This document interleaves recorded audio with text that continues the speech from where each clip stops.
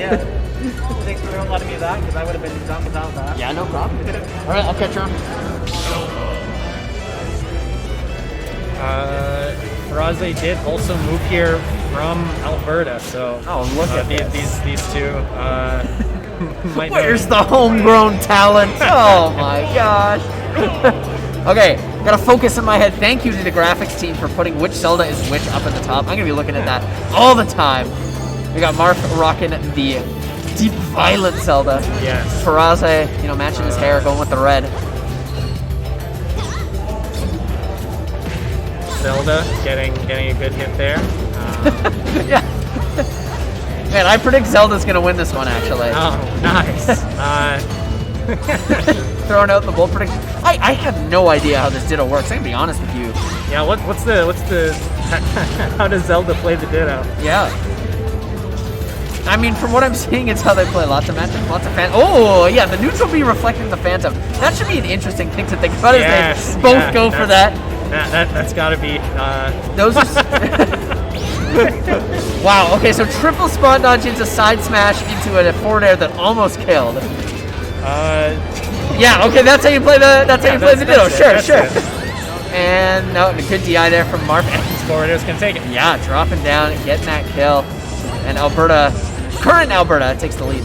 Yeah. Back throw, not quite going to kill there. Reflects the side B just to survive. And ow, yeah, misses the timing to reflect the down B.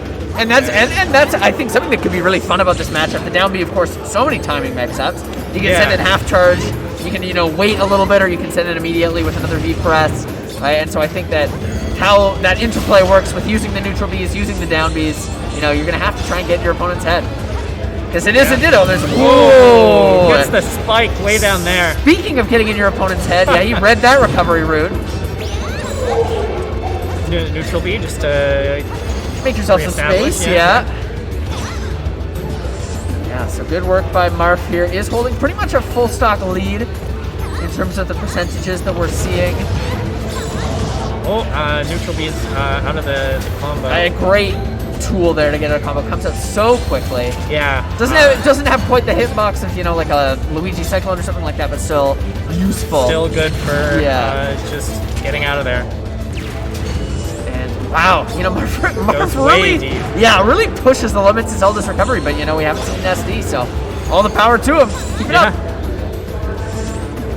Man, that goes far. Okay, does that go through stage? Can you up air through Smashville?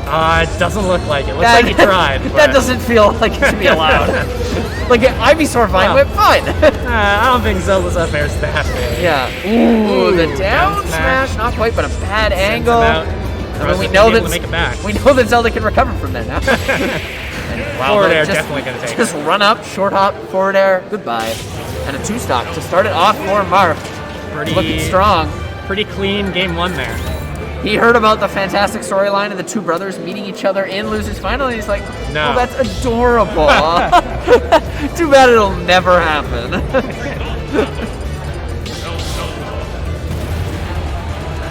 Lamb is the one who sent Marf down into Losers bracket, so if he wins this one, I'll get the rematch. There's a good storyline all the way, we don't... no matter what we get. Dash attacks there to start this one off. And Marf electing just jump over the Phantom. I'm not going to try and time it with the neutral B. I'm not going to... Much safer just to go around it. Yeah. And I mean, on FD here, fewer places to run. So, again, that interplay between down Bs and neutral Bs, that'll come into play a lot more. You can't just jump and land on a platform and hang out. Yeah. I think, especially on FD, just like you said, the down B is going to be a lot harder to avoid, which means you're going to have to rely on the neutral B a lot more to just reflect it to try to get around it. Do you think the Phantom is sad when he gets reflected? He's like, oh no, I got my... I don't want to hit you. My master! This must be very confusing for the Phantoms, being like, wait, you look just like... Am I... Who do I belong to? Mom? And doing it there for his mom. Get the first stock from Marf is the Phantom. Yeah, Marf seems to have both Phantoms on his side as he's getting those reflectors. Yeah. And yeah, there you go. Gonna do it. That'll do it. Gotta be careful on Zelda's shield. Of course, Marf knows that, but does get caught there. Yeah.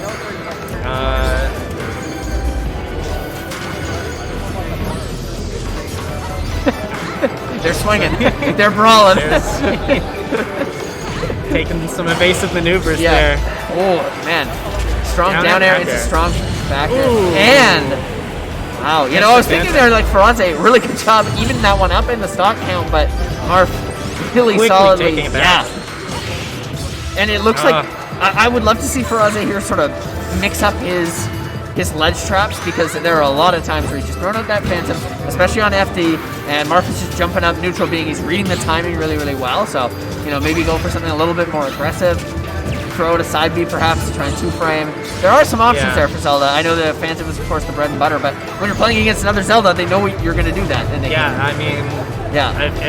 Marf obviously knows how to play Zelda, obviously knows what Zelda wants to do with the Phantom, and so knows how to get around it. Yeah, I like what Marf is doing there. You know, he throws out the Phantom, throws out the side smash there to take that one. Another two stock, almost exactly the same percent as well as we saw in game one. So Furaze in dire straits here a little bit, down 2-0, and Marf looking in full control of this Ditto. Very commanding lead in this set so far. Two stock, both games in a row. Yeah. We'll see how this goes game 3. Marf is going to be able to get the 3-0, or Furaze is going to maybe be able to bring it back a little bit. Yeah, no question about switching characters. I was wondering, like, is there a secondary? Is there a deep pocket here that we don't know about? But no. No. Frame one. Zelda all the way, yeah. And on Smashville, we talked about, you know, if you can get center stage control here, if you can throw out your Phantoms, it is a really good defensive position. So we'll see how that battle goes, how much stage position comes into this one.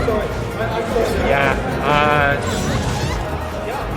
Zelda with decent air mobility, but maybe not enough to be able to just go over the Phantom and approach that way all the time. Oh, that side smash just a pixel off of it. Furaze not going there for the up B to try and capitalize. And what I noticed there with Furaze on that sort of first ledge trap that we saw, he didn't just hold position underneath the platform. He went forward, which is something that I was, you know, asking him to do, to try and mix it up, not just throw out the Phantom each time. So, and a couple times throws him off stage, waits for the late. Yeah, Furaze tried to do it to him right back, but did not get the sweet spot. Yeah, Marf is just ready for everything. Reflecting that Phantom. Doesn't have ledge invincibility, but Furaze not able to capitalize.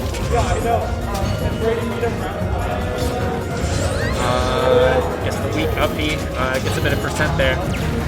Marf, I noticed there on that ledge trap, he was hanging out on top of platform. You know, he's putting his Phantom underneath and saying, okay, I'm going to wait up here and make it sort of like a two-part wall that you have to work your way through. So covering sort of a jump-in kind of situation. Yeah, exactly. Himself, leaving everything down there to the Phantom. Marf has been doing a lot of stuff intelligently in this set, and that's just another thing to add to the list. Oh, bait out the reflector. That was so cool. That was smart. And we're done. SD. That's it. I mean, I understand it for us. You got to go for it down 3 stocks to 1, but it's something you just have to do. But it's a disappointing way to leave the tournament. Yeah, and Marf dominant. Yeah, that was you know, front to back, cover to cover. Just he understands that matchup. He understands how to play against his own character. Yeah, you know, well played for us. I get 4th place in this tournament. We do not get the brother match, but we do get the rematch between Marf and Lamb. We'll see if Marf can bring it back against the person who sent him down into Luna's bracket in the first place. Yeah, you know, I love the Vancouver Island boys, but I do love a good revenge arc as well. So I'm happy with whoever wins this next one. They're already right there, sitting down at the setup, so not much of a break in between these 2 sets. It's exciting. Gonna be exciting. Looks like it's gonna be an exciting last few sets, no matter what happens.